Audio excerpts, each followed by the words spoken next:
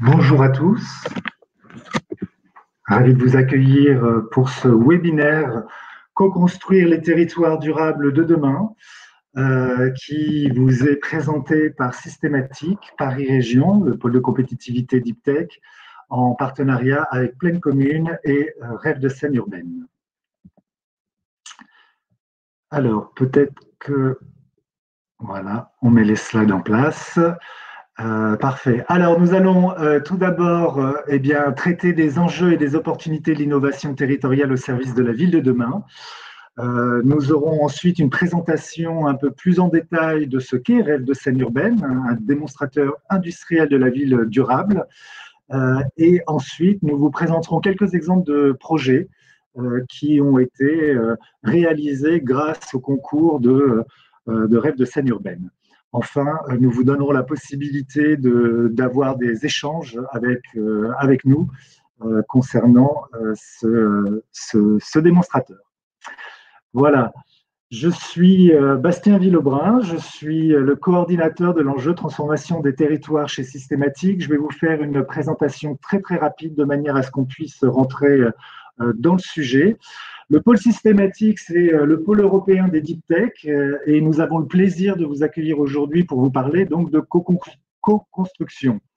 Le pôle Systématique est partenaire d'une vingtaine de territoires, comme vous pouvez le voir sur cette slide. Je vais aller très vite, les présentations vous seront envoyées, donc ne vous inquiétez pas. Dans ce contexte, il existe un enjeu au sein du pôle Systématique qui s'appelle transformation numérique des territoires et qui travaille particulièrement à unir les acteurs territoriaux avec l'écosystème du numérique local, évidemment les hubs au sein du pôle Systématique ainsi que les académiques. Notre objectif est de répondre au cas d'usage, aux besoins des territoires, de permettre aux meilleures technologies et solutions d'émerger, idéalement durables, pour le plus grand nombre des territoires. On travaille ainsi dans un esprit de co-construction, de collaboration pour mettre en place des solutions digitales qui soient reproductibles sur d'autres territoires. C'est pour ça qu'il nous a semblé intéressant de vous présenter la démarche de Pleine Commune avec son démonstrateur Rêve de Seine Urbaine. Et je vais tout de suite laisser la parole à Mona Trecchia, conseillère territoriale développement numérique à Pleine Commune. Elle est aussi la vice-présidente de l'enjeu transformation numérique des territoires.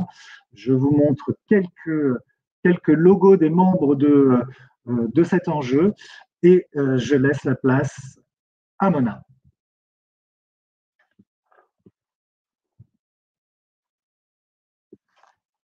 Si Mona est là. Je suis là, bien sûr. Vous m'entendez? Ah y est, Mona est là. Bonjour.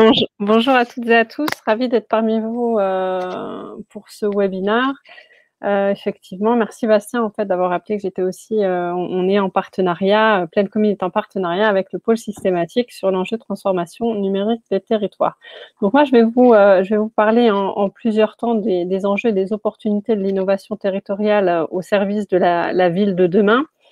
Et aussi revenir un petit peu sur la genèse, je dirais, de la relation avec RSU et Pleine Commune. Alors, quelques mots tout de même sur Pleine Commune. Pleine Commune, c'est un territoire qui est au cœur du Grand Paris, qui a signé dans le cadre de son contrat de développement territorial un contrat avec l'État, indiquant le numérique comme étant un axe de développement économique majeur. Donc, dans ce cadre-là, on est identifié comme un des 12 territoires avec un fort axe de développement numérique. Donc, ça correspond à 9 villes de Seine-Saint-Denis, 437 000 habitants, plus de 10 000 entreprises, une richesse, je dirais, de nos pôles universitaires. Et vous allez avoir l'intervention d'ailleurs de chercheurs de l'université Paris-Sorbonne Nord. On a l'université Paris 8, on a effectivement aussi le campus Condorcet qui s'est installé. On dit que notre territoire, il est effectivement un territoire de grands projets aussi, et on a 40% de notre territoire qui est en mutation. Je dirais, c'est lié aussi au vaste plan de rénovation urbaine au niveau national où chacune des 9 villes est concernée par de la rénovation urbaine. Donc on se veut être vraiment une terre d'innovation, une terre des possibles. On a le projet du Grand Paris Express et bien entendu le DIVD qui nous intéresse aujourd'hui particulièrement. Alors, une terre de grands projets, j'ai voulu, à travers de cette slide, vous dire un petit peu qu'on était, que le numérique irriguait à la fois l'ensemble de nos politiques publiques, mais qu'on était aussi, tout le monde enfin, ça a fait le chou de l'actualité. On est une terre d'accueil des JO 2024, notamment. On a placé effectivement l'innovation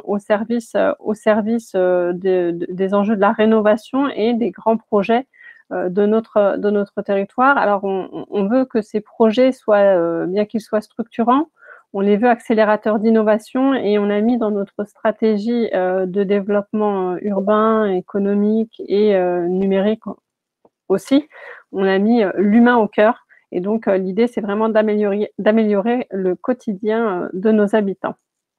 Alors, vous parlez d'innovation. Après cette introduction sur le territoire, l'innovation, elle est au cœur du projet de développement territorial. Et je dirais qu'avec la crise du Covid, on entend beaucoup parler du monde de demain, mais en fin de compte, le monde de demain, on le vit au quotidien. Et c'est devenu une nécessité pour l'ensemble des territoires et des collectivités d'innover et aussi de réinventer la collaboration entre les territoires et les acteurs privés.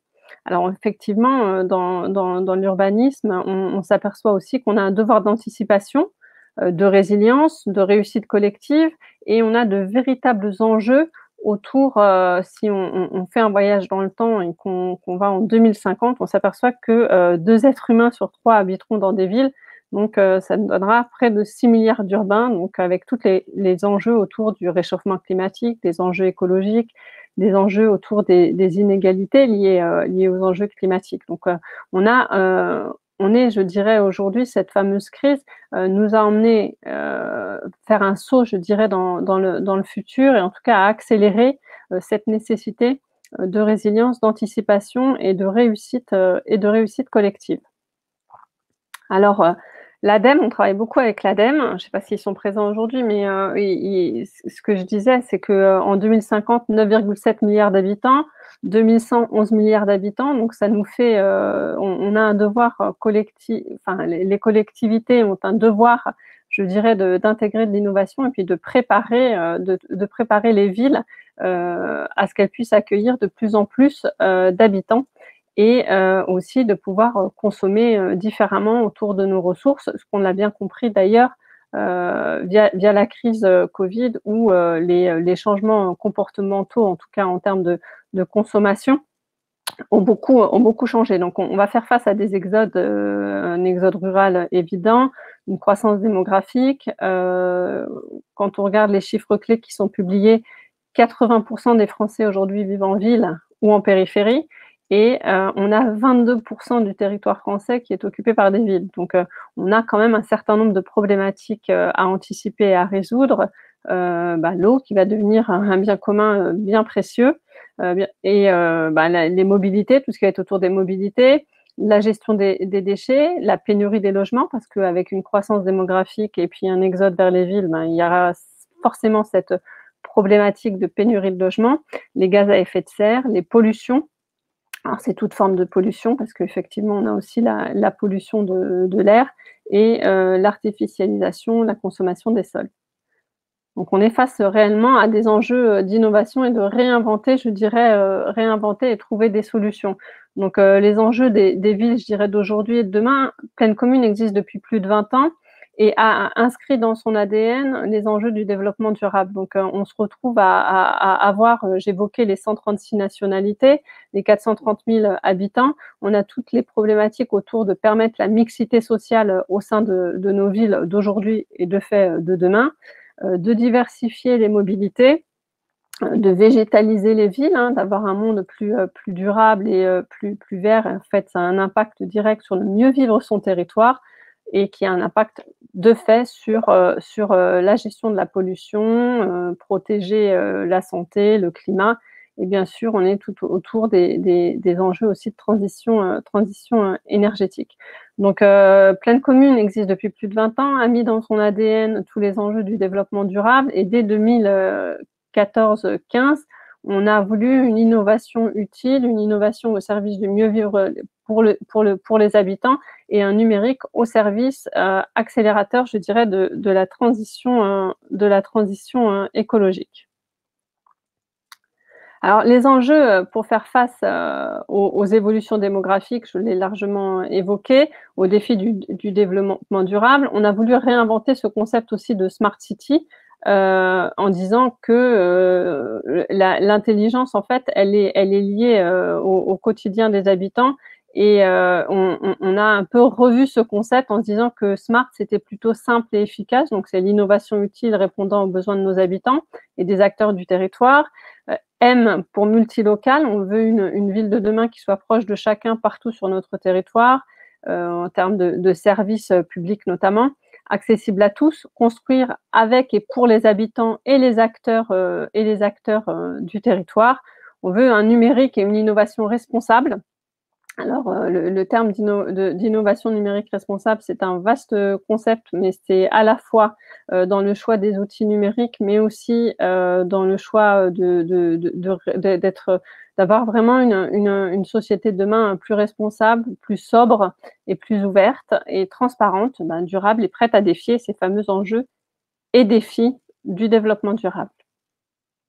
Alors, se transformer, se réinventer, accélérer son innovation, agir, c'est ce que nous a démontré effectivement la crise du Covid, mais pas que. C'est-à-dire qu'on a vraiment, l'innovation, elle nous sert aussi à capitaliser sur nos expériences, en garder, je dirais, l'empreinte historique, à être en recherche perpétuelle de résilience et à construire des territoires innovants, résilients, avec une véritable capacité à anticiper, à s'adapter, à être agile pour se développer et quelles que soient les perturbations auxquelles nous devons faire face. Alors effectivement, historiquement, on est sur des problèmes plutôt climatiques, mais là, on est plus sur se dire, on le voit bien avec l'épidémie, qu'un événement comme l'épidémie nous force à nous réinventer, à innover et avoir cette capacité de résilience, en tout cas à l'améliorer. Alors, construire la ville durable, je dirais, c'est la Smart City ou le territoire durable en étant innovant, on parle souvent de ville intelligente, de ville futée. L'idée, c'est vraiment de co-construire cette ville durable, cette ville verte, en mettant au centre les habitants. Alors, il y a plusieurs aspects. Penser l'aménagement territorial en intégrant la transition écologique et énergétique avec un des axes majeurs, le logement du XXIe siècle, qui sera une clé en tout cas du bien vivre ensemble sur nos territoires. Penser les mobilités du XXIe siècle, donc c'est innover en pensant ces mobilités. Transition énergétique, la transition écologique, pour mieux vivre son territoire avec bien entendu les enjeux santé du bien-être. Alors, je vous ai posé quelques axes stratégiques qu'on avait mis il y a en 2015-2016.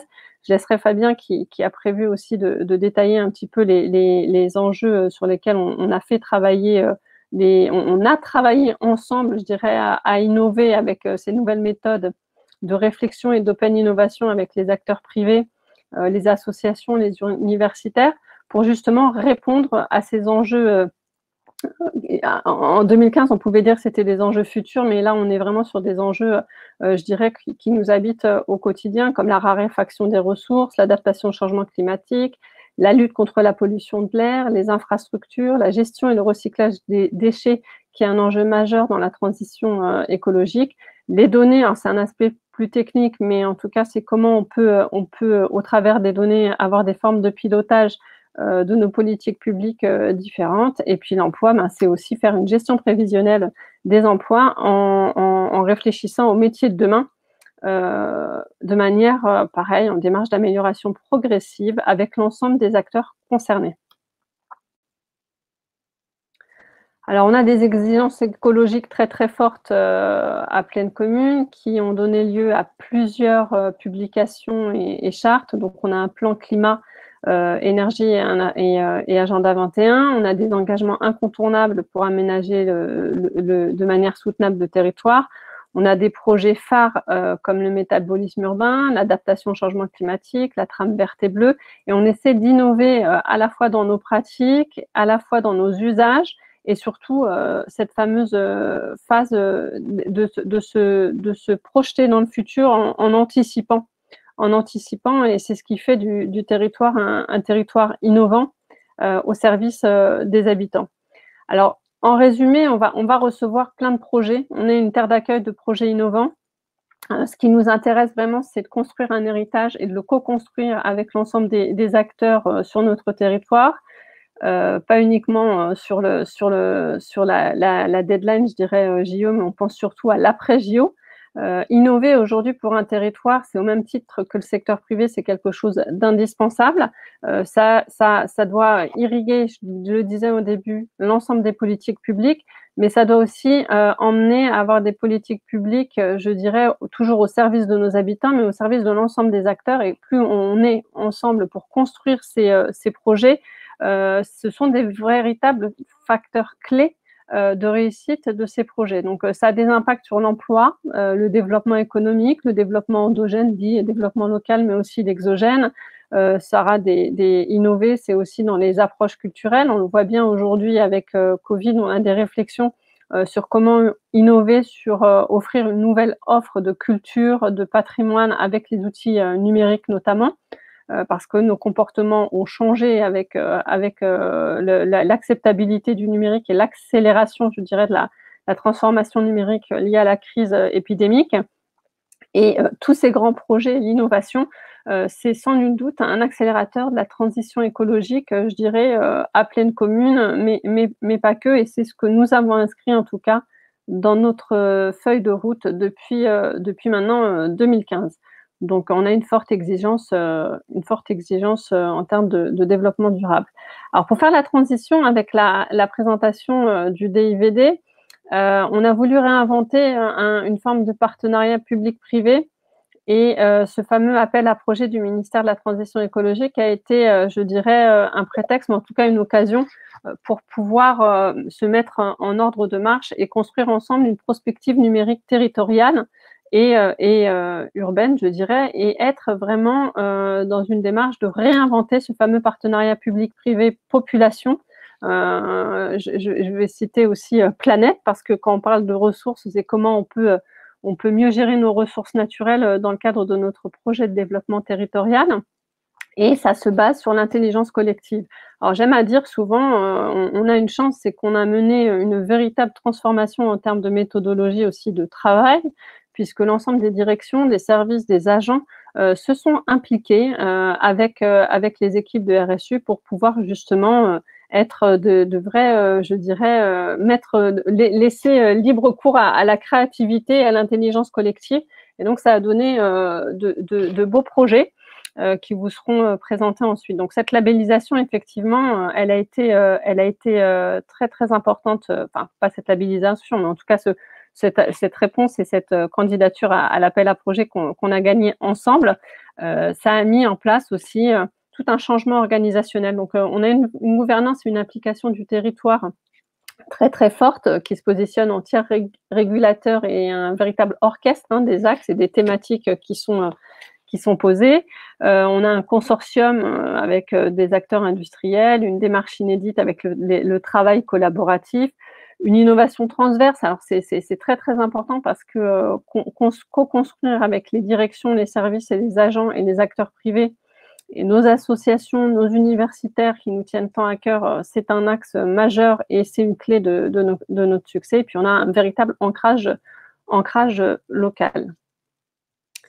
Donc, ce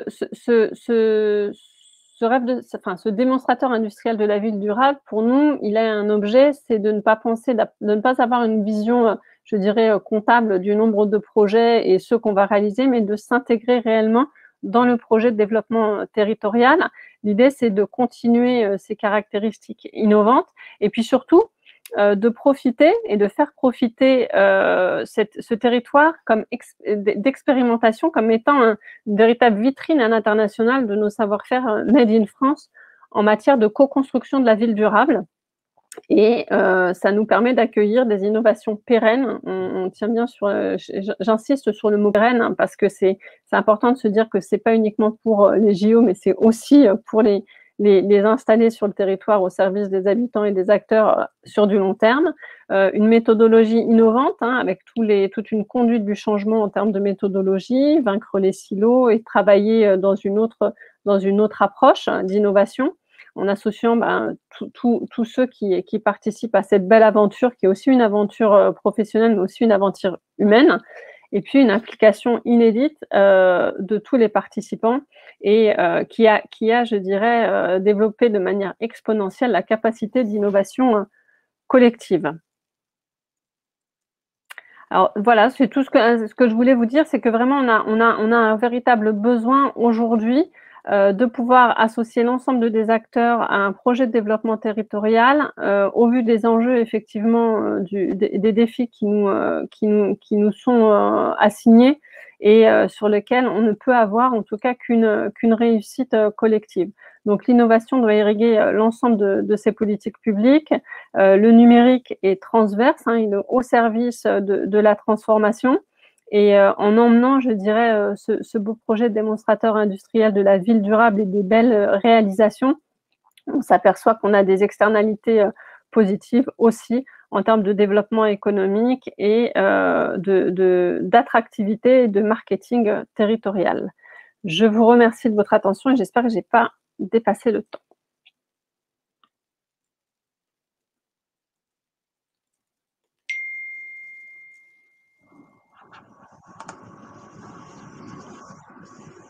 Alors bonjour. J'espère que vous m'entendez. Oui. A priori c'est bon. Donc super. J'attends Héloïse, voilà, qui vient de nous rejoindre. Bonjour. Bonjour. Je suis Fabien Garnier. Je travaille à la direction du marketing stratégique et développement urbain de chez Vinci et je fais partie du comité de pilotage de Rêve de scène urbaine et je travaille dans l'équipe d'animation. Donc, je vais avoir le plaisir, avec Héloïse, que je vais laisser se présenter, de vous faire une présentation du démonstrateur Rêve de scène urbaine. Bonjour à tous, j'espère aussi que vous m'entendez bien. Oui, c'est bon, Héloïse. Super. Donc, Héloïse Lombard, je suis chargée de mission au sein de la direction du marketing stratégique et développement urbain de Vinci également. Et je travaille essentiellement sur l'animation et la coordination du démonstrateur Rêve de scène urbaine. Voilà, donc on va vous faire avec Héloïse une présentation à deux voix. Avant de commencer, je voulais remercier Mona Treka pour son excellente présentation. Elle nous met la pression en plus parce qu'elle a fini exactement dans les temps. Merci à elle de nous avoir proposé d'organiser ce webinaire et merci à Bastien et à toute l'équipe de Systématique de nous accueillir. Alors j'ai vu dans la liste des participants qu'il y avait de nombreux adhérents de RSU et donc je les salue, et puis aussi d'autres inscrits qu'on connaît moins bien, donc qui sont probablement des membres du pôle Systématique. Donc on est ravis aujourd'hui de pouvoir vous présenter Rêve de scène urbaine et de faire votre connaissance. Alors, je ne sais pas comment je peux passer les slides.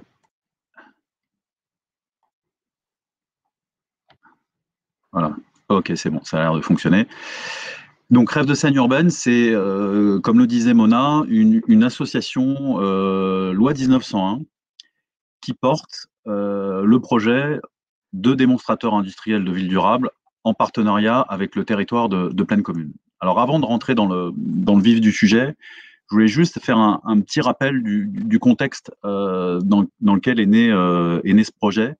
En fait, c'était dans les années 2013, 2014, 2015, au moment où l'État français et les entreprises qui interviennent dans le domaine de la ville durable ont souhaité développer et faire la promotion de la filière française de la ville. Donc, il y a eu un certain nombre d'initiatives qui ont été initiées et mises en œuvre, avec notamment la création de l'Institut de la ville durable, la création de la marque Vivapolis.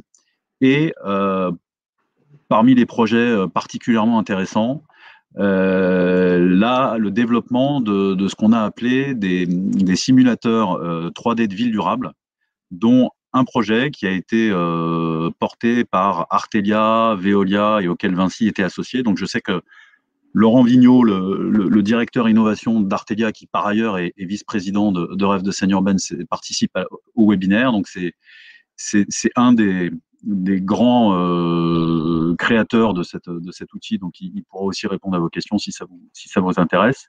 Le principe était de travailler pour la ville de Santiago du Chili et de faire à la fois un diagnostic à partir des clés du développement durable, donc un diagnostic de la ville qui a été aussi représenté en 3D, et vous voyez sur la carte la représentation des résultats de ce diagnostic, pour pouvoir ensuite faire des propositions d'aménagement, et en particulier autour d'un projet de couverture d'une autoroute urbaine, pour pouvoir ensuite embarquer un catalogue de propositions d'entreprises françaises qui intervenaient dans le domaine de la ville durable.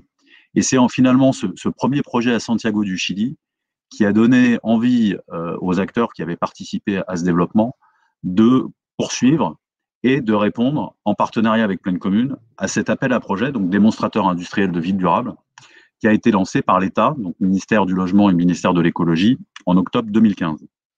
Donc l'objectif de cet appel à projet était d'encourager les entreprises françaises à davantage coopérer entre elles pour pouvoir produire de l'innovation dans le domaine de la ville durable et de travailler en lien avec les territoires pour pouvoir les mettre en œuvre et constituer donc des démonstrateurs, c'est-à-dire des vitrines, des savoir-faire français en matière de développement durable. Donc, alors je ne vais pas revenir sur le territoire de Plaine Commune que Mona Trekia vous a présenté, mais ça a été assez naturel pour nous de proposer à ce territoire de travailler avec nous sur ce sujet de la ville durable, avec voilà, son passé et toute la transformation que ce territoire a connue. C'était déjà un démonstrateur de ville durable, et en particulier d'un sujet qui nous tient à cœur, qui est la reconstruction de la ville sur elle-même, c'est-à-dire comment un territoire peut se transformer et faire mieux avec ce qui est déjà en place.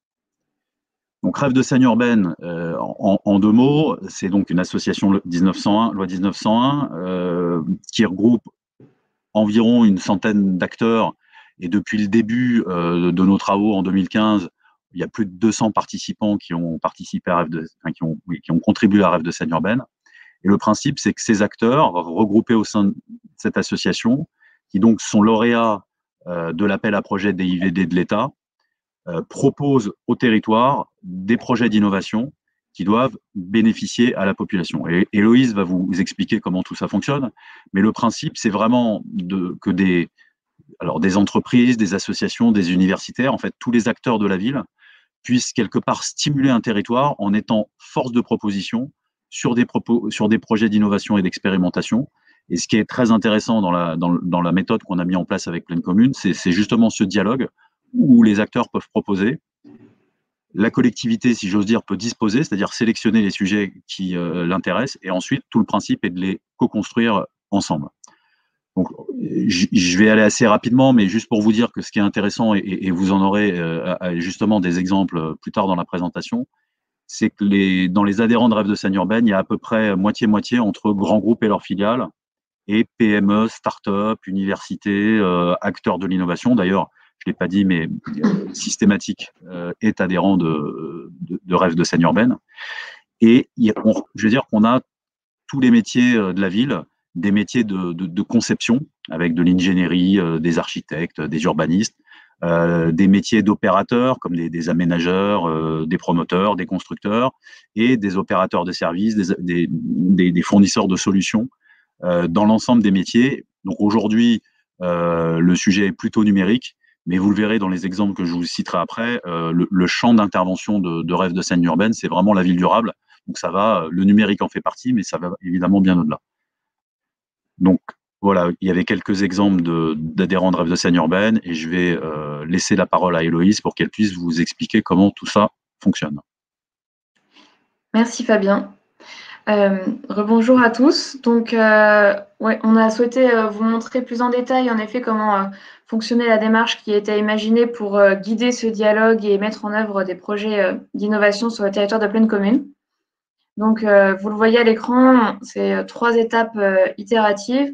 La première, c'est celle qu'on a appelée boîte à idées.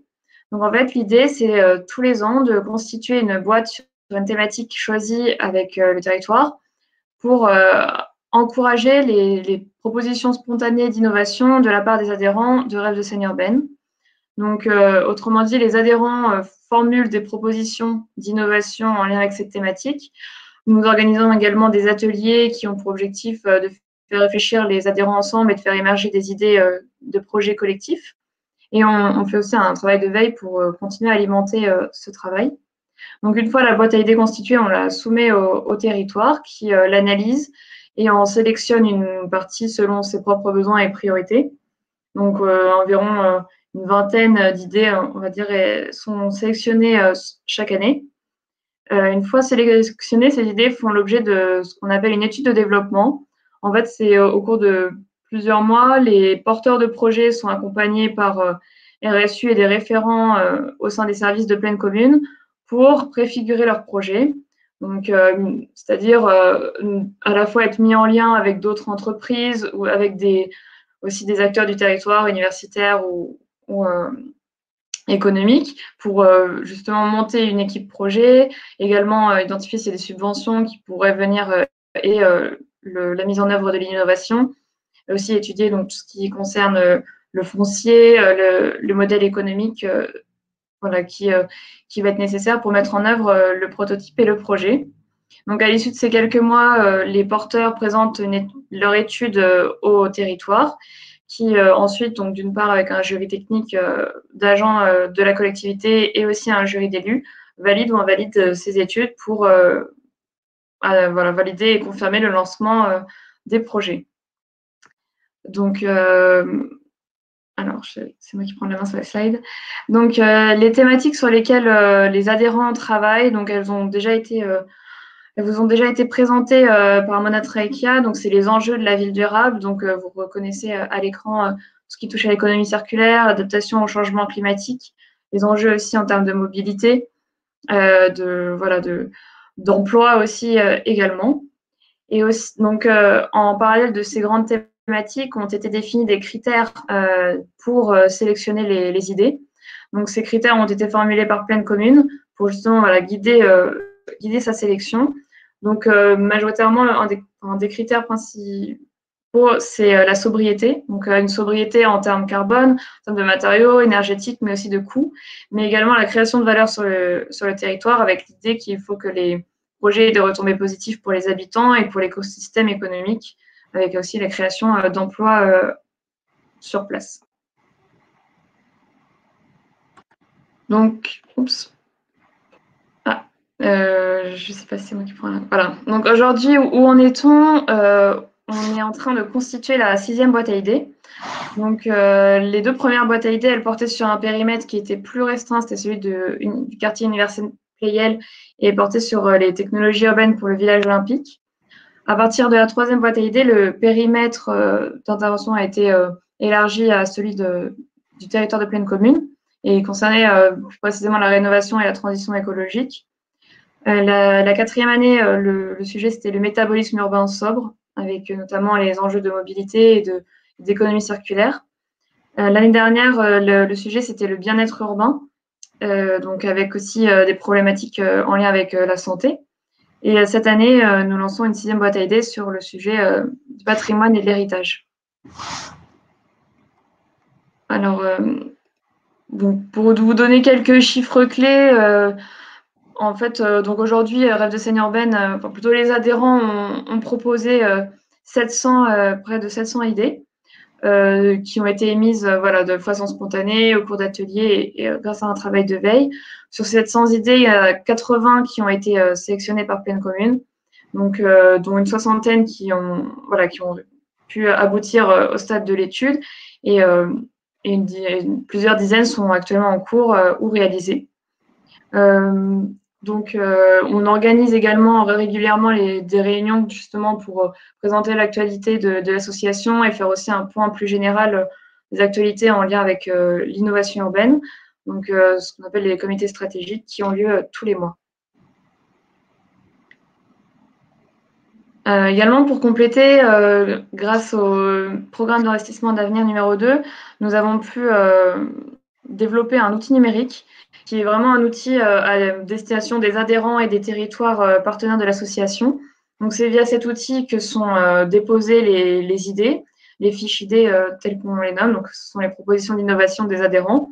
Donc, c'est à la fois un espace d'échange entre les adhérents, mais également de communication des idées pour les territoires qui peuvent ainsi prendre connaissance facilement des propositions d'innovation des adhérents. On souhaitait aussi vous mentionner que depuis 2017, Rêve de scène urbaine est lauréate du second appel à projet DIVD pour la création d'un réseau de territoires partenaires. Donc, il y a 7 villes aujourd'hui qui ont rejoint l'association. En fait, l'objectif, c'était de faire bénéficier d'autres territoires de la méthodologie et de la bibliothèque d'innovation qui avait été mise en place avec Pleine Commune. C'était aussi l'idée, c'était aussi de créer une opportunité pour les adhérents d'avoir d'autres terrains d'expérimentation pour leurs idées. Donc, voilà, parmi ces partenariats, on travaille beaucoup avec la métropole de Châteauroux, avec Grand Orly-Seine-Bièvre et Euroméditerranée. Et enfin, alors avant que je passe la parole à Fabien pour vous présenter quelques projets qui sont portés au sein de Rêve de scène urbaine, on souhaitait faire un focus également sur les activités à l'international de l'association. Il faut savoir que c'était un objectif également de l'appel à projet démonstrateur industriel pour la ville durable. En fait, l'objectif, c'était également de créer en fait des vitrines valorisables à l'international de justement le savoir-faire français en matière de ville. Donc, pour cela, en fait, dès le début, Rêve de scène urbaine a commencé à accueillir justement à la demande des ministères des délégations étrangères sur le territoire de Pleine Commune. On a également participé à des forums internationaux. Un livre également a été rédigé par les adhérents de Rêve de scène urbaine pour justement mettre en valeur ce savoir-faire français en lien avec la filière de la ville. Plus précisément, les Rêves de scène urbaine a été identifié avec le DIVD Euroméditerranée comme un outil à disposition pour la promotion de la filière industrie pour la construction dans le cadre du comité stratégique de filière.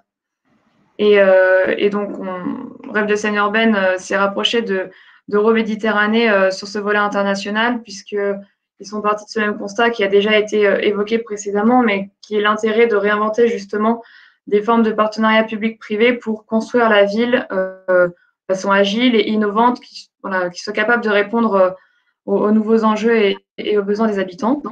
Et donc, l'idée, c'était justement de pouvoir exporter cette expérience qui a été vécue par les deux démonstrateurs à l'international, et notamment derrière la compétence d'un aménageur public, qui est une compétence spécifiquement française, mais qui, de notre point de vue, gagnerait également à être exportée à l'international. Et donc, on a eu l'idée justement de créer, de structurer en fait une initiative, donc l'initiative pour la ville durable africaine, qui justement a pour objectif d'associer les compétences et le savoir-faire des entreprises françaises de la ville avec la compétence d'un aménageur public pour être capable de répondre ensemble à des appels à projets portant sur la construction de quartiers et de villes en Afrique. On a eu l'occasion d'expérimenter ce type de démarche avec un appel à manifestation d'intérêt cet été pour la construction d'un futur quartier à Nairobi. Donc voilà, en quelques mots, les activités de Rêve de scène urbaine à l'international. Et je crois, Fabien, que je peux te laisser la parole pour présenter les projets, mais je suis à disposition pour répondre à vos questions. Merci Héloïse. Vous m'excuserez, je vais passer très très vite, mais je voulais vous montrer une sélection de projets des adhérents de Rêve de scène urbaine qui ont été sélectionnés par Pleine Commune. Je n'ai pas le temps de rentrer dans le détail, mais je pense que c'est intéressant que vous ayez un aperçu de la diversité des projets. Et pour autant, ce n'est qu'une sélection parmi les 80. Voilà. Mais je vais aller très vite parce que je veux laisser du temps aux 3 intervenants suivants qui vont rentrer dans le détail et vous présenter 3 de leurs projets.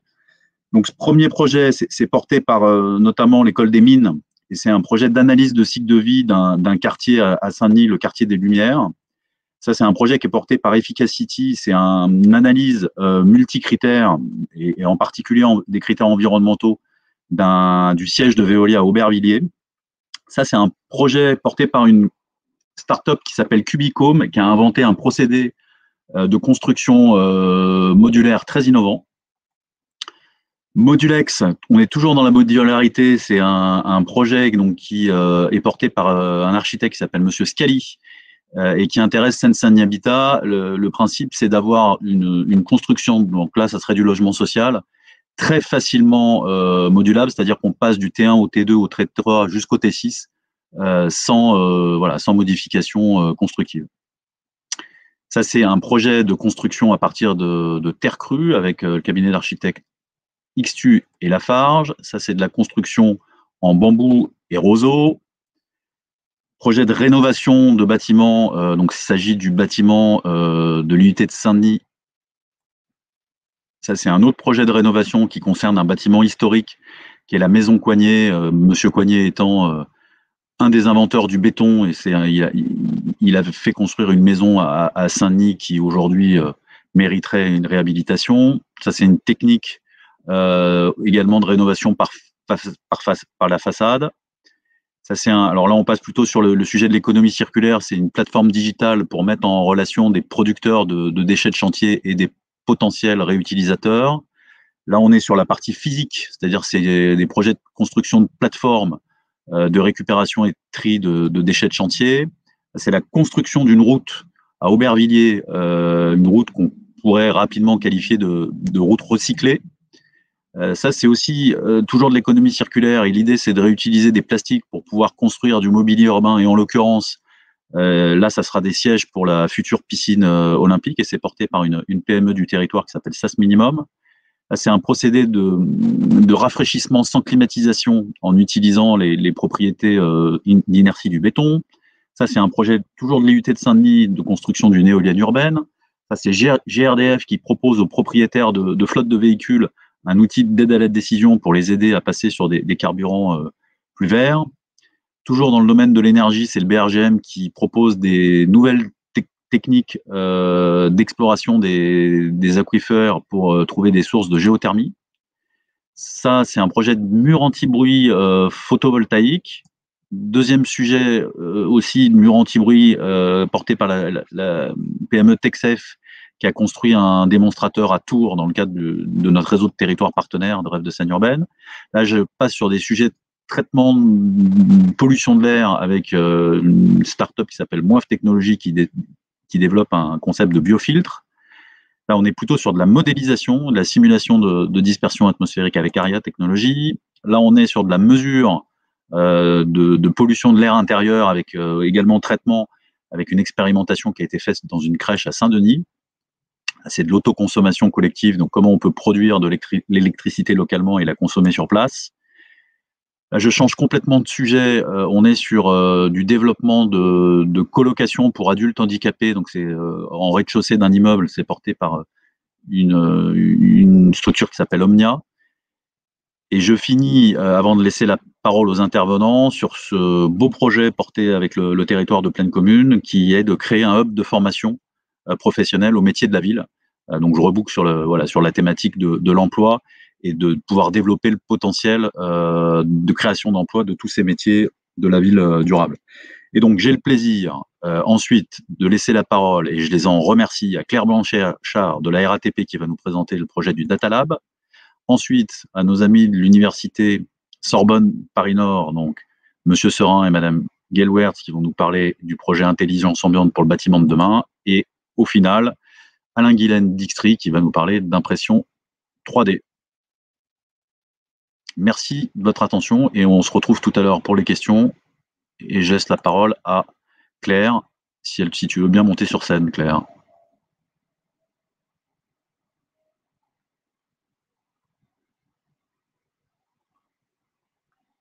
Claire?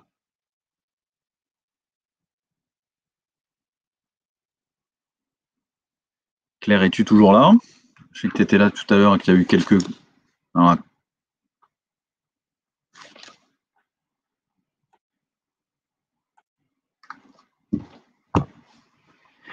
Laurine, est-ce que vous pouvez me dire si Claire est connectée ou... Voilà Claire. Vous me voyez? Vous m'entendez? On te voit et on t'entend. Je te laisse la parole. Bonjour Merci. à tous, bonjour à toutes, et merci de m'accueillir dans cette présentation qui réveille un beau sujet que nous avons mené en démarche en 2019. Donc, je suis chargée de recherche sur la thématique de la Smarter City au département Stratégie, Innovation et Développement de la RATP.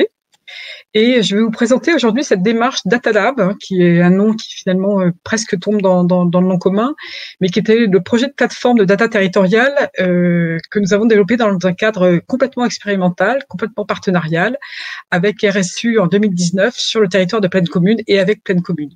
Alors, partenarial, c'est très important en fait de rappeler l'adhésion des industriels, Enedis, EDF et en premier temps Orange, qui portaient déjà eux-mêmes des solutions de plateforme de data. C'est important puisque en fait, on n'allait pas réinventer, mais en même temps, on allait s'appuyer sur une expérience, mais en même temps, il s'agissait quand même d'être innovant. Il ne s'agissait pas de plaquer un produit sur étagère, mais de réinventer un mode de fonctionnement complètement désiloté. Et puis aussi partenarial avec des partenaires beaucoup plus académiques, comme Paris 8 qui nous a rejoints avec enthousiasme, le CEA qui est venu nous accompagner, et puis des partenaires de services comme Yélé qui nous a accompagnés sur la démarche et la méthode, et in fine GFI.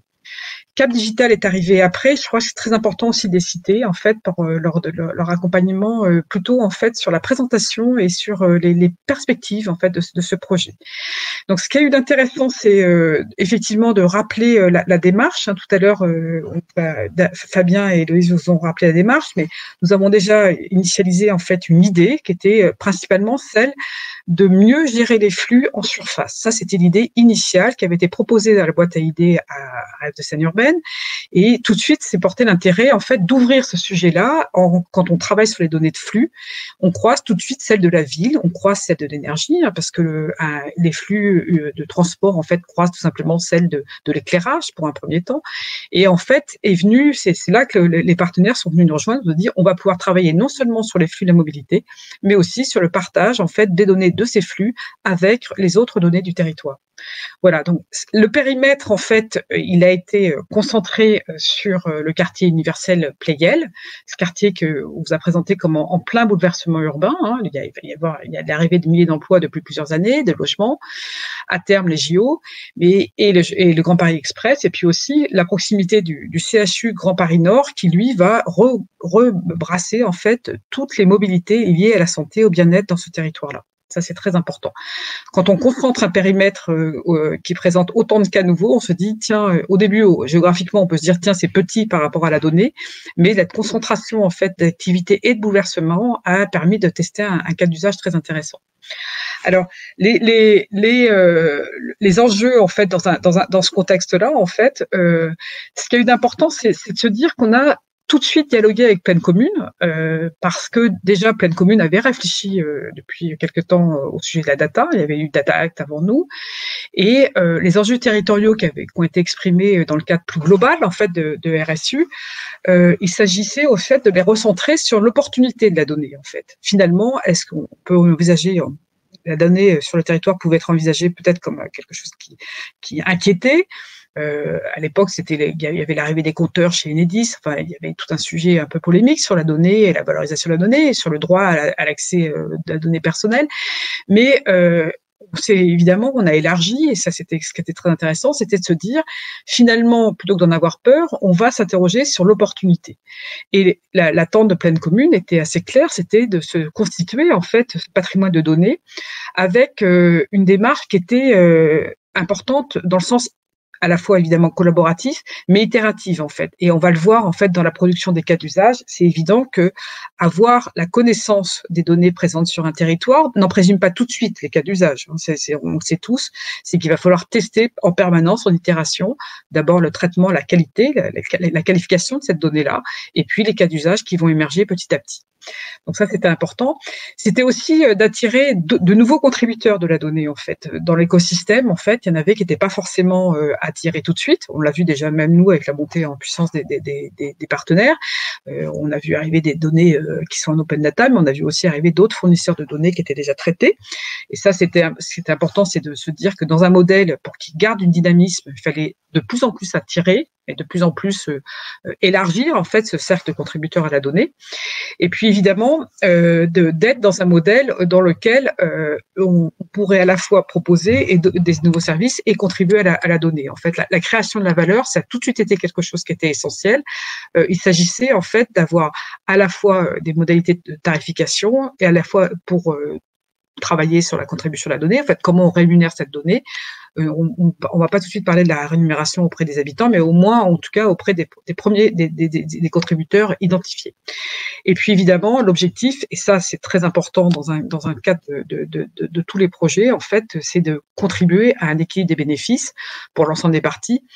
Mais également en fait autonome en fait de financement. Après c'est pas pour autant qu'on n'a pas cherché des financements dans le cadre de PIA 3, mais la finalité c'est une montée en puissance sur l'autonomie pour ne pas charger le budget de la collectivité.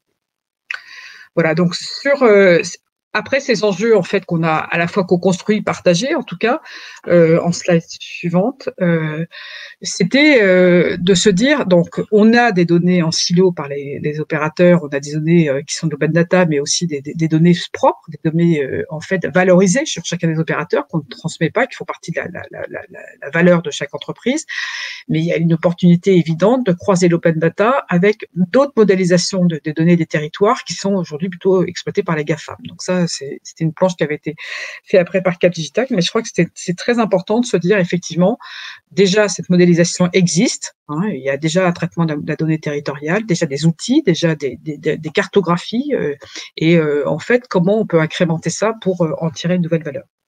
Alors, sur cette démarche-là, on a engagé donc en fait une démarche ouverte avec le territoire, avec par des ateliers, avec des associations, avec les universitaires, avec les partenaires industriels. Et j'en remercie en fait la présence des autres partenaires que ceux qui étaient dédiés au projet, puisque en fait les ateliers ont permis d'avoir à peu près une quarantaine de participants qui venaient pas forcément des partenaires socles, on va dire, et qui avec le territoire en fait, avec les techniciens en fait des territoires, ont rappelé les usages, évidemment, les axes prioritaires hein, qui ont été cités précédemment par Mona, mais qui sont évidemment la mobilité. Mais il s'agissait de la fluidifier dans un territoire en renouvellement urbain avec la masse de chantiers que vous connaissez, les emprises des chantiers et des congestions qui sont liées aux chantiers. Il s'agissait de réfléchir à cette fluidification. Il s'agissait ensuite de travailler en fait sur la gestion d'optimiser la gestion de l'énergie. Et là, ça a été quelque chose qui a été largement développé par EDF et Enedis, en fait, des cas d'usage dédiés à la gestion de l'énergie, mais également aussi à la prise en compte, en fait, de la précarité énergétique, qu'elle soit par rapport aux difficultés de paiement ou aux difficultés sociales, puisqu'on peut très bien, par la cartographie, en fait, de la précarité énergétique, déduire d'autres cas d'usage autour de la précarité sociale. Et puis, l'un des enjeux, c'était de coordonner l'aménagement de la ville à l'échelle du cycle de la vie d'un projet. Hein, quand on commence à faire les réserves foncières, on a des terrains qui sont parfois des opportunités pour autre chose que la simple gel foncière en préalable aux constructions. Et ça, et jusqu'à la mise en service, en fait, quand on réfléchit à la ville dans les différents temps du projet, on comprend en fait l'enjeu d'un super OPC de la ville. Paris s'en est déjà doté d'un d'ailleurs, mais on voit tout cet enjeu-là. Et enfin, de proposer en fait des services plus de proximité. On a accompagné en particulier avec Paris 8, y compris jusqu'à la formation, qui recroise en fait le sujet que je vous ai présenté tout à l'heure, la plateforme de formation. Donc voilà, donc à partir de ces cas d'usage-là, on a donc un peu consolidé en fait le modèle. On était au stade de développement, donc de dire il y avait 4 axes. Bon, il y avait la mobilité, il y avait l'énergie, il y avait les services, et puis après il y avait l'accompagnement. Ce qu'on a voulu, c'est rester ouvert. En fait, c'est vraiment se dire on a un data lab qui reste ouvert, adaptable et flexible à des évolutions d'usage, mais toujours centré sur les utilisateurs. Et ça, c'est ce qui fait la particularité de ce data lab. C'est pas une plateforme destinée strictement au territoire, hein, mais c'est bien une plateforme centrée sur l'usage de l'utilisateur, hein, et qui soit celle des collectivités, mais opérateurs urbains, mais y compris on va dire l'habitant, le citoyen. Et puis de se dire, il faut rentrer dans une dynamique qui permette une co-construction des services avec un gros job. Et là, ça a été une des clés, en fait, enfin, un des éléments distinguants de ce Data Lab, c'était de se dire, on n'est pas que dans un outil, dédié à un territoire, on est dans un outil qui est dédié à la création de valeur, à la création de nouveaux services. Et ça, toute cette animation autour de l'idéation, du co-design, du living gap, toute cette consolidation aussi de la gouvernance, ça a été un gros travail. En fait, ça a été c'est des chantiers qui sont aussi très portés par beaucoup de personnes en ce moment sur la gouvernance de la data. Mais au-delà de la gouvernance, il fallait aussi entrevoir la gouvernance de la construction de ces services et de voir comment, en fait, à cette co-construction, on pouvait associer un modèle économique qui puisse permettre à la fois sa pérennité et l'intégration de nouveaux utilisateurs. Donc ça, c'était très important. Voilà. Donc, sur ce modèle du Data Lab, on avait à l'époque gardé un fonctionnement en silo des données spécifiques à chacun des opérateurs. Aujourd'hui, on n'en est pas encore à partager. On n'en est pas encore. Chaque entreprise garde la valeur de ces données, qu'elle soit celle de la mobilité, avec pas celle de l'open data. Pareil pour l'énergie et pareil pour les autres thématiques. Mais le principal, c'était de se dire que la gouvernance permettait les synergies pour les cas d'usage identifiés pertinents à la ville, croisant l'open data et la donnée privée, et puis d'avoir cette plateforme qui soit un socle complètement neutre, interopérable et ouvrable, en fait. Voilà. Donc ça, c'était très important. C'était vraiment le principe qui permet de travailler à la fois, on a bien cette notion de silo, il ne faut pas se voiler la face, d'open data, de synergie et d'une création de quelque chose qui est interopérable et évolutif. Là, le principe en fait qui a été développé avec Cap Digital ensuite, c'était de se dire, eh bien en fait, ce qu'il y a d'important en fait, c'est de s'appuyer en fait à la fois sur le territoire et sur les collectivités et ses habitants pour retravailler en fait sur les thématiques qui étaient clés, qui étaient l'énergie, la formation, le renouvellement urbain et la mobilité. Donc ça, on garde en fait nos thématiques, on peut en rajouter. Ce qu'il y a de bien, c'est qu'en fait, sur ces thématiques, on sent que si, par exemple, c'est la santé, on pourra ouvrir une autre thématique. Et si demain, c'est plutôt la culture, on peut ouvrir une autre thématique. Donc, en fait, on pourra croiser des thématiques, enfin, ouvrir à d'autres thématiques. Voilà.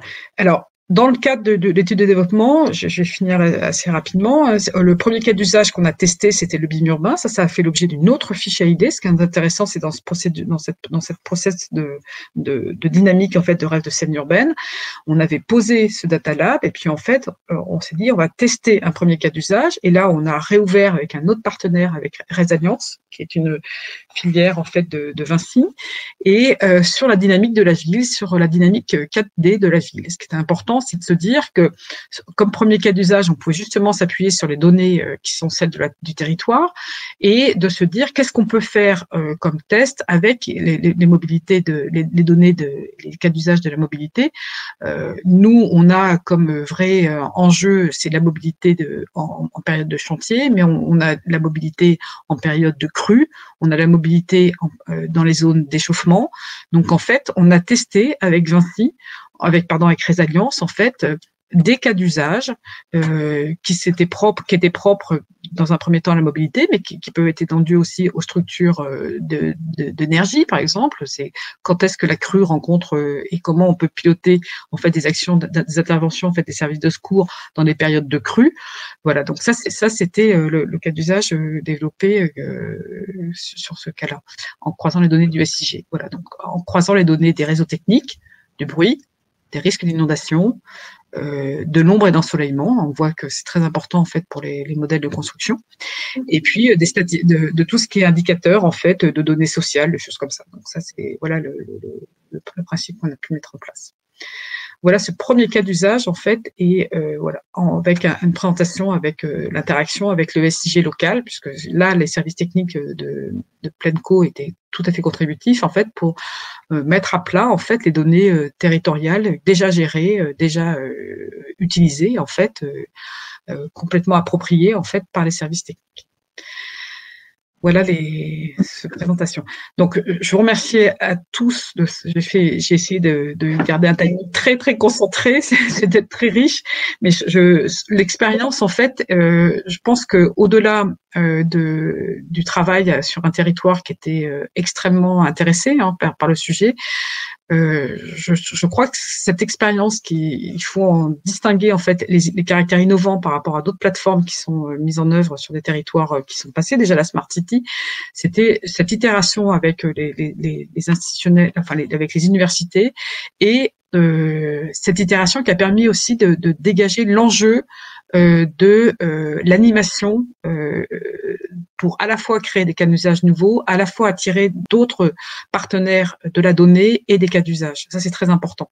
C'est vraiment quelque chose qui pousse et permet de pérenniser une dynamique. En fait, on n'est pas dans un one shot, on est dans une dynamique qui peut réouvrir à d'autres sujets, à d'autres problématiques, et qui permet de vivre avec l'évolution d'un territoire. Merci à tous. Merci beaucoup Claire pour ton intervention, et je crois que tu es obligée de nous quitter.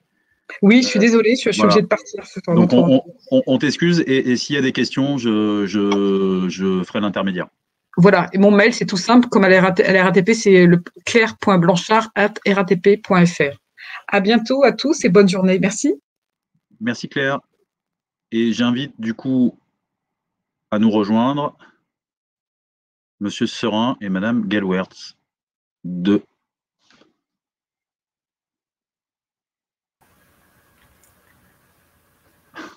Bonjour Daniel, bonjour Christophe. Bonjour à vous. À vous. Bonjour à tous. Il y a un petit problème de caméra, j'ai l'impression que je n'arrive pas à activer. On vous entend bien. Bon, c'est déjà ça. Alors, activer mode caméra, apprendre comment, autoriser. Donc, j'autorise. Est-ce que j'ai besoin d'autoriser? Non. Alors, attendez.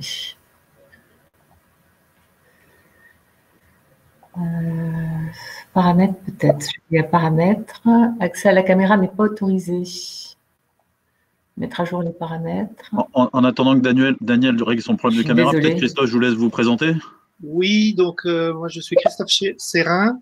Je suis professeur en informatique donc à l'université Sorbonne Paris Nord, et je suis dans un laboratoire associé au CNRS qui s'appelle l'IPN, Laboratoire d'informatique de Paris Nord. Donc mon domaine c'est le cloud computing, essentiellement donc les systèmes pour la grande échelle en général.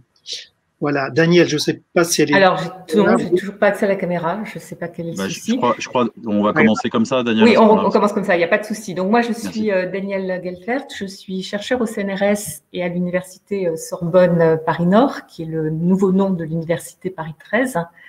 Donc, je comporte avec Christophe le projet Intelligence Ambiante pour le bâtiment de demain. Je voulais juste signaler parmi les participants Françoise Dibos de notre université, qui a été à l'initiative du partenariat entre l'université, RSU et Pleine Commune. Voilà.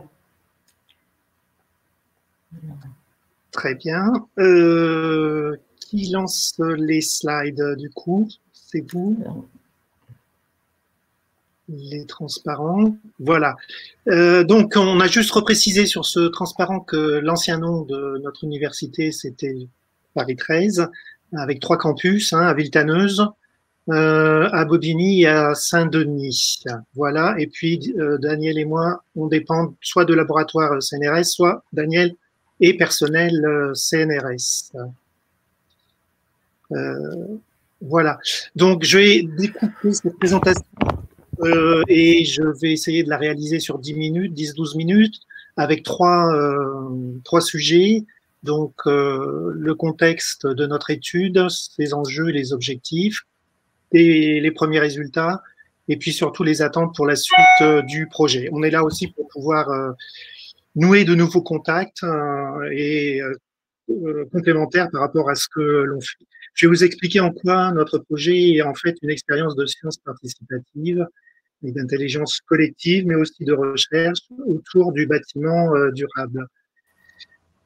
Donc, d'un point de vue contextuel, nous, on a eu la puce à l'oreille, principalement alors par Françoise Dibos, que l'on vient de citer, mais aussi par notre collègue Arnaud Brugier de l'IUT de Saint-Denis, qui lui a déposé un projet auprès donc, de RSU de rénovation du bâtiment de l'IUT de Saint-Denis.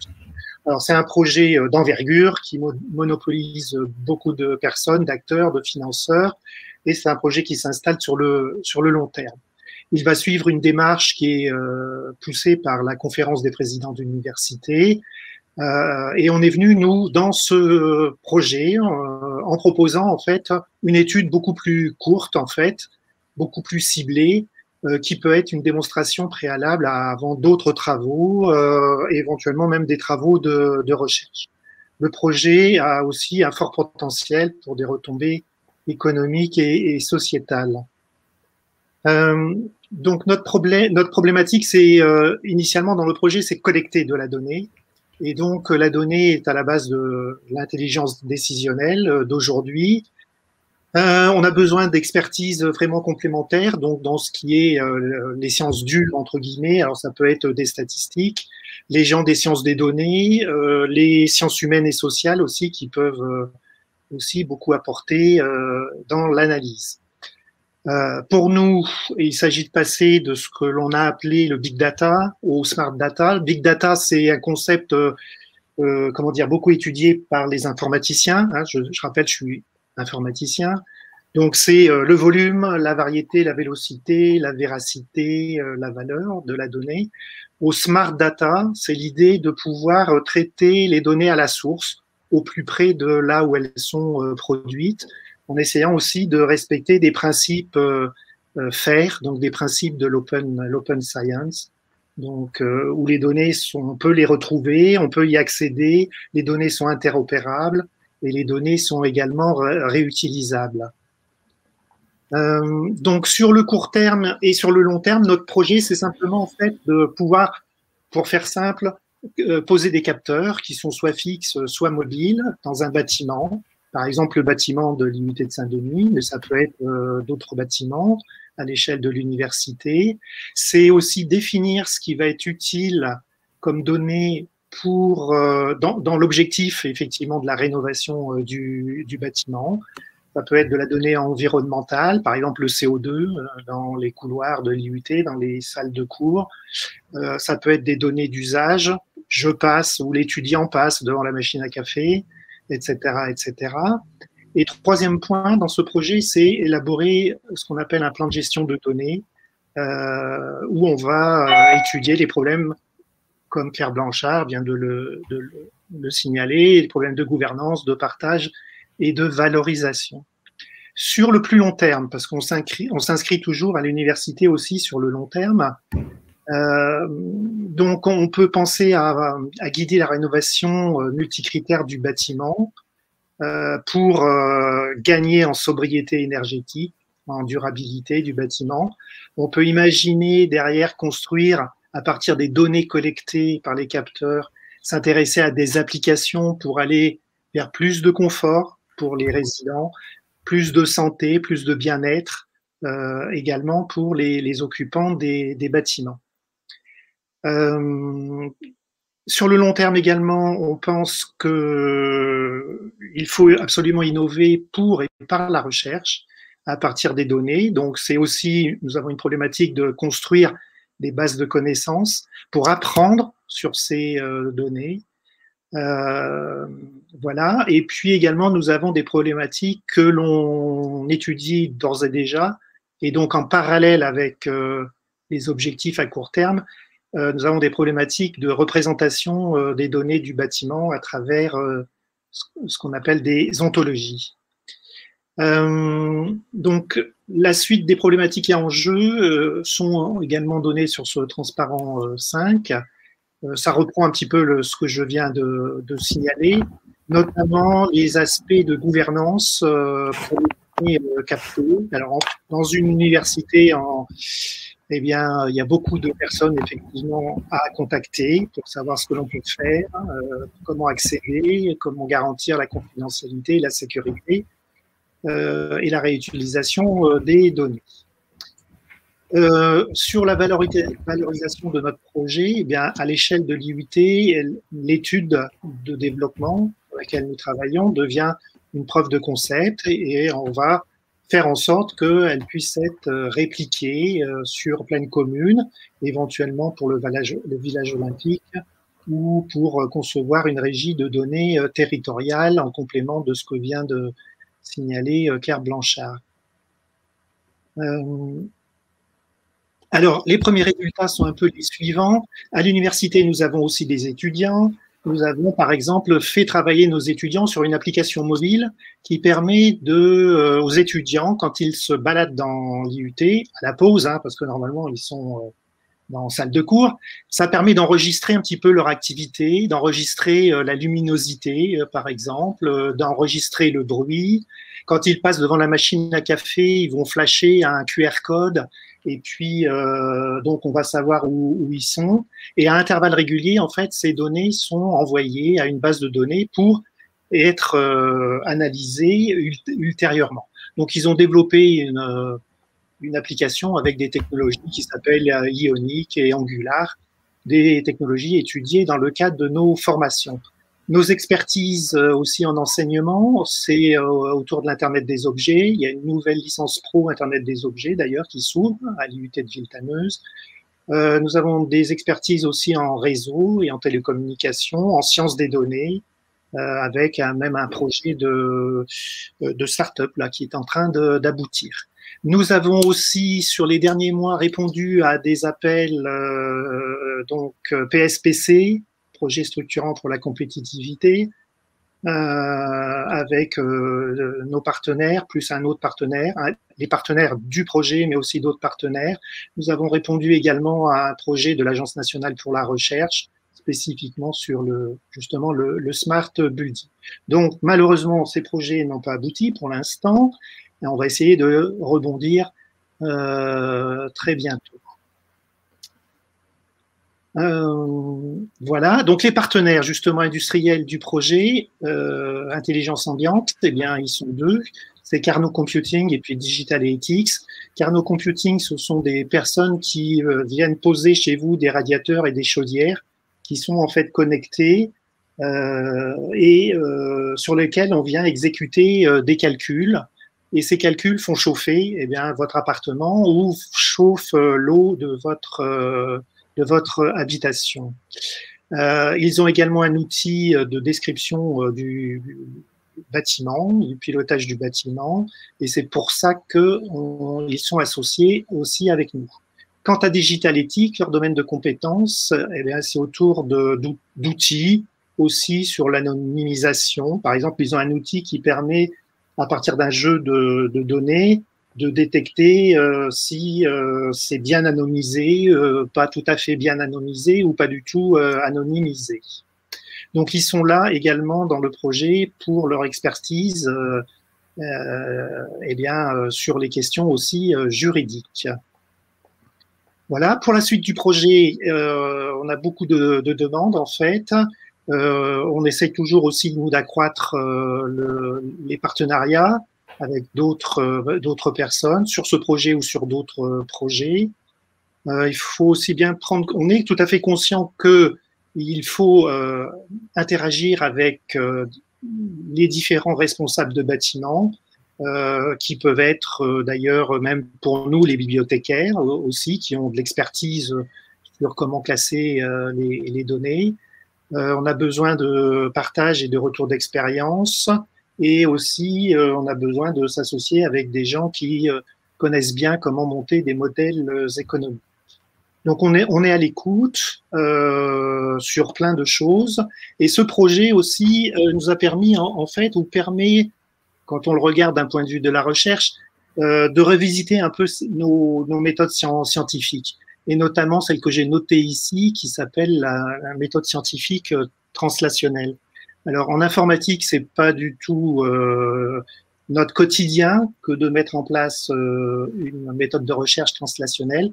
C'est un terme qui nous vient on va dire, de la médecine, ou que Daniel peut pratiquer également dans son domaine, qui est la chimie, originellement.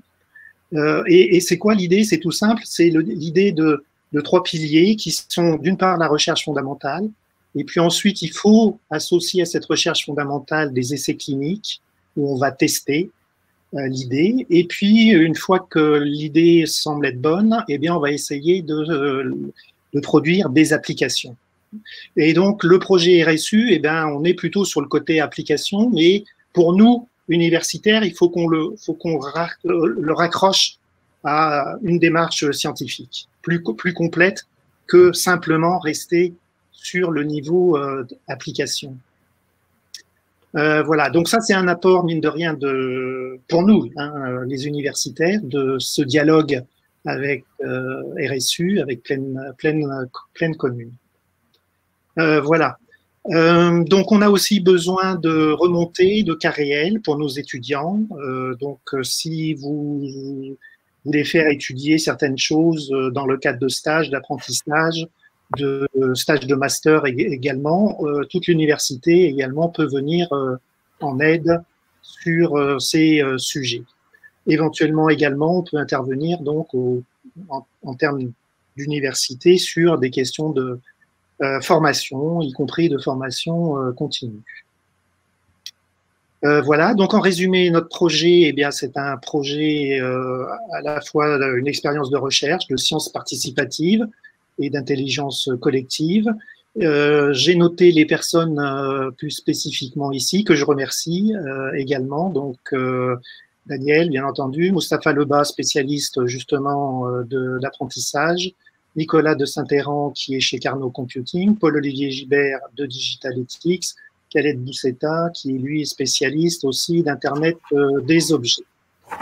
Voilà, je me tiens donc avec Daniel, nous nous tenons à votre disposition maintenant ou un petit peu plus tard pour répondre à vos questions. Merci beaucoup.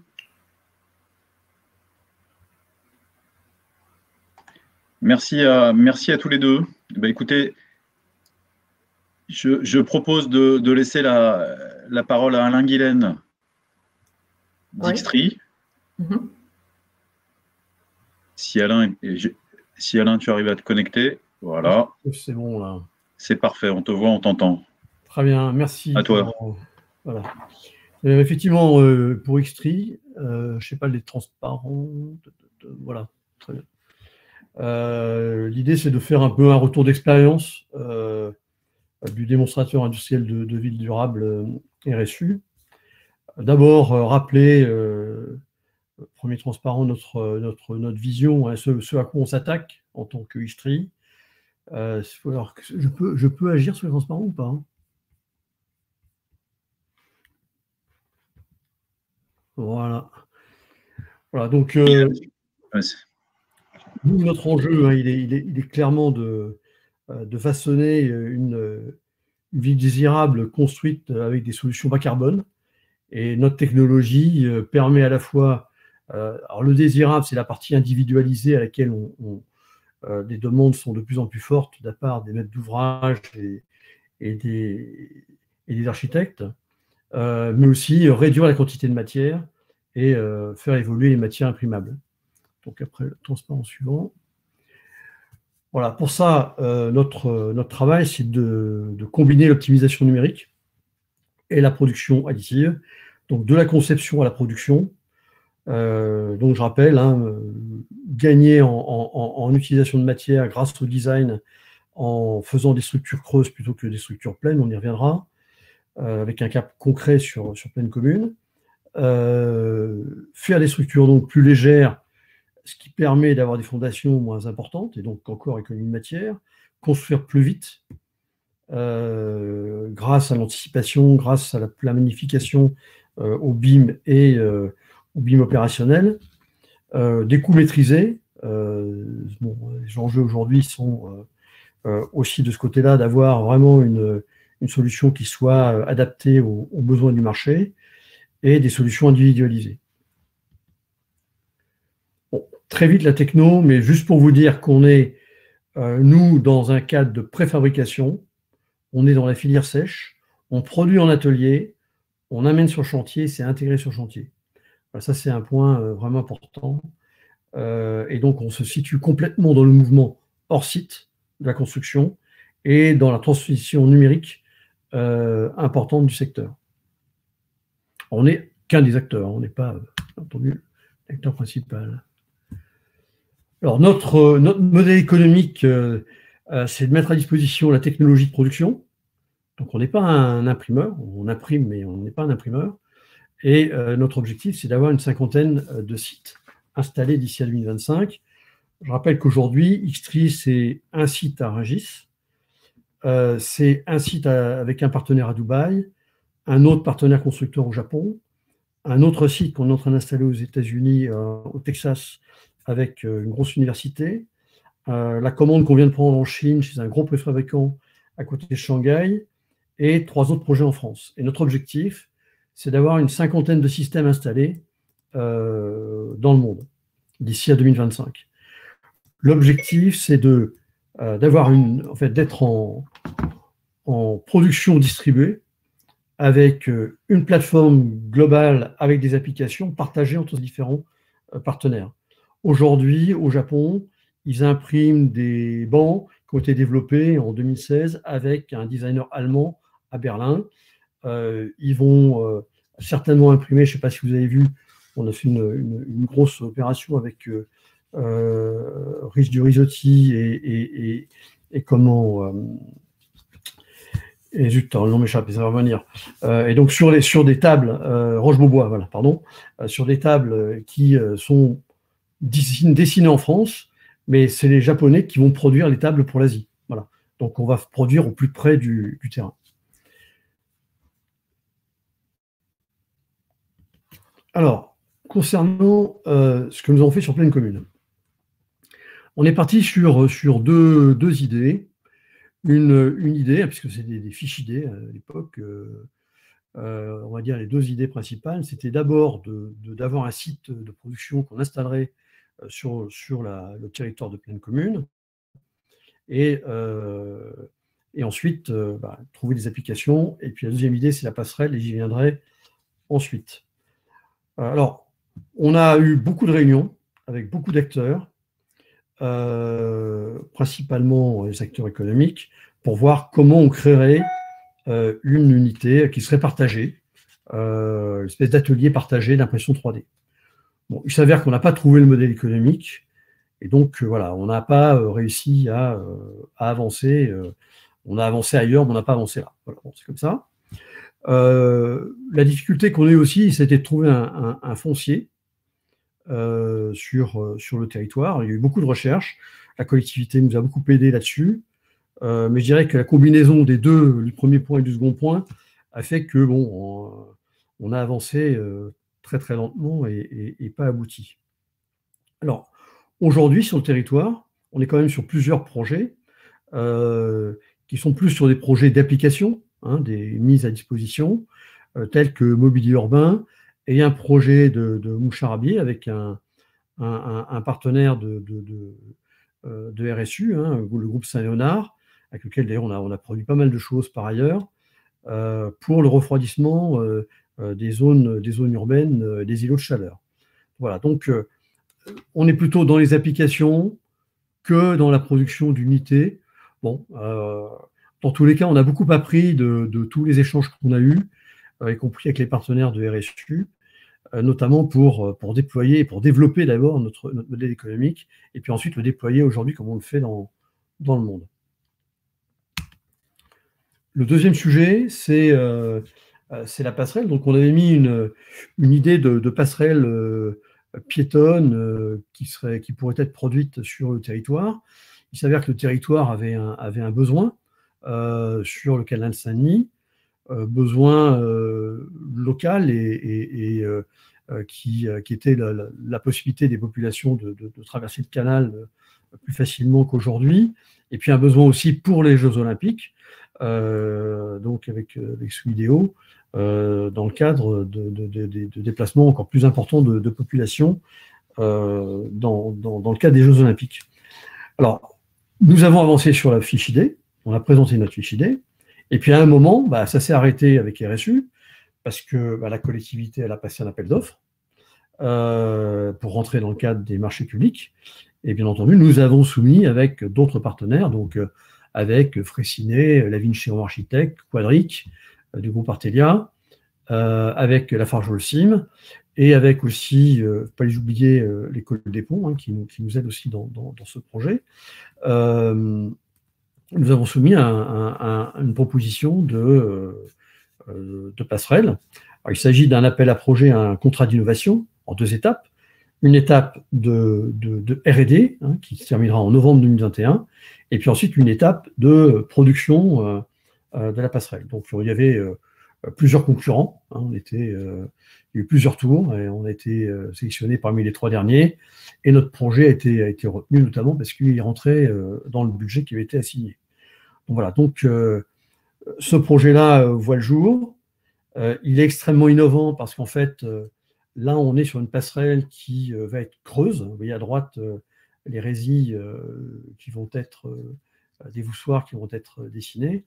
Et on est en train, avec Lafarge-Holcim qui développe un nouveau matériau, et Freycinet qui applique dans le cadre de ce projet sa connaissance à la fois de la mise en œuvre, mais surtout de la pré-contrainte et de la post-contrainte, des solutions qui permettent de construire un élément qui va économiser jusqu'à 60% de matière si on tient nos objectifs.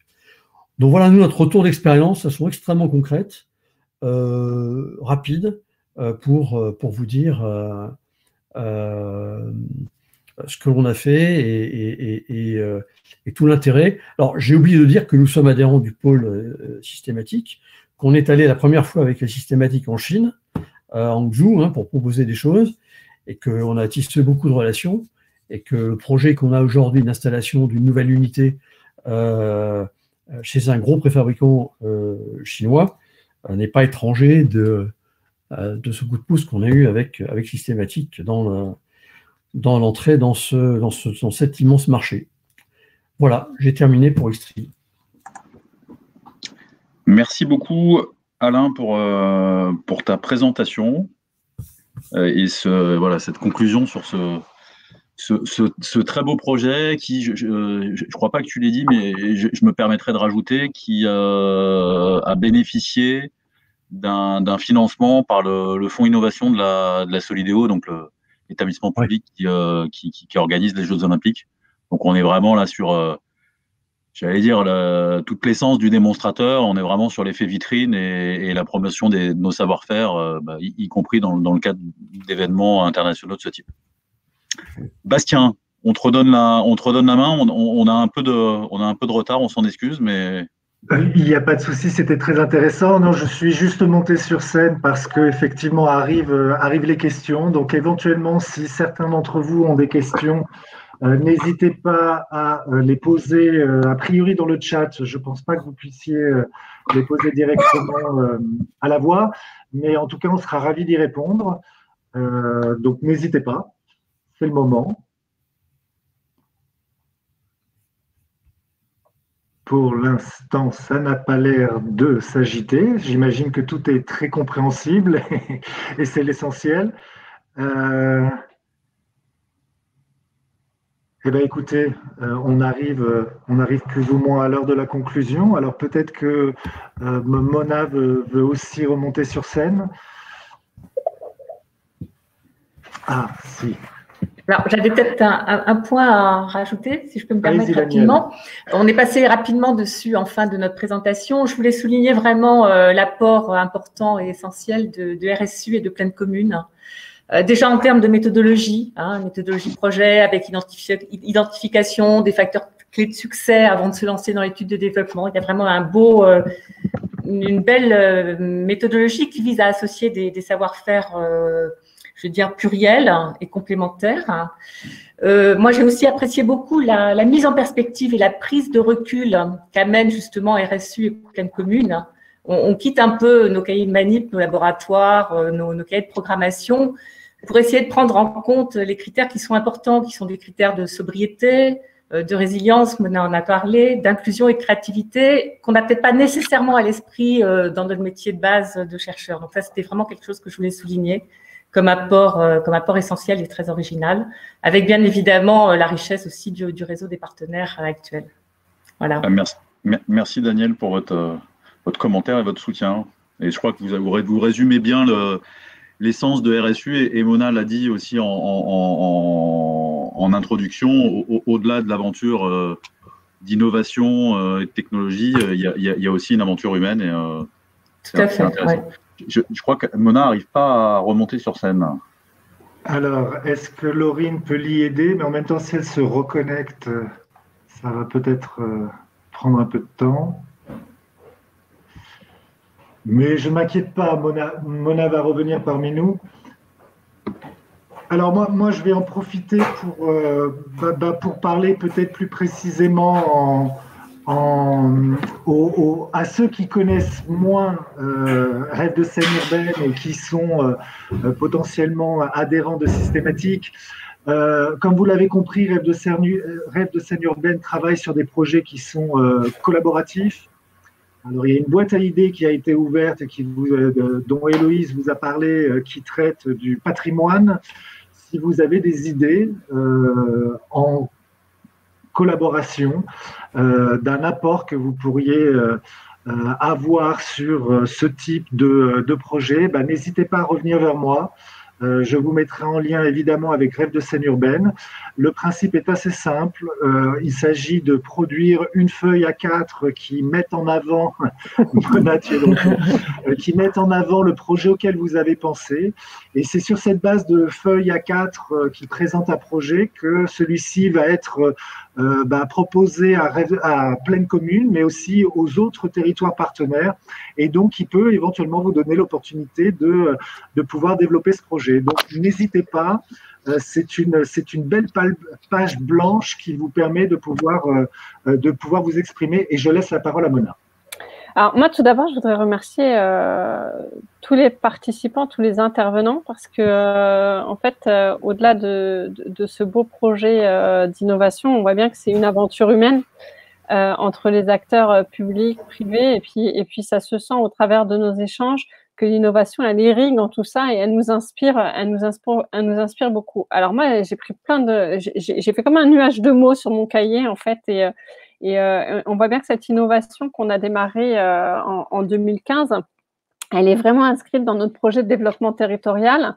Territoire innovant, je vais pas le répéter, mais on est en tout cas au service des habitants, et puis on a une volonté collective de donner du sens, et de se rappeler collectivement que l'innovation, ça reste quand même une ambition humaine, et que on est face à des enjeux de développement durable, des enjeux de bien-être, des enjeux de santé, qui sont et des enjeux de développement aussi économique, de manière plus sobre, et d'aussi, on parle beaucoup de transition écologique, transition énergétique, mais je dirais on est en train aussi de repenser nos manières d'agir et de nos manières de construire cette ville de demain et ces territoires de demain.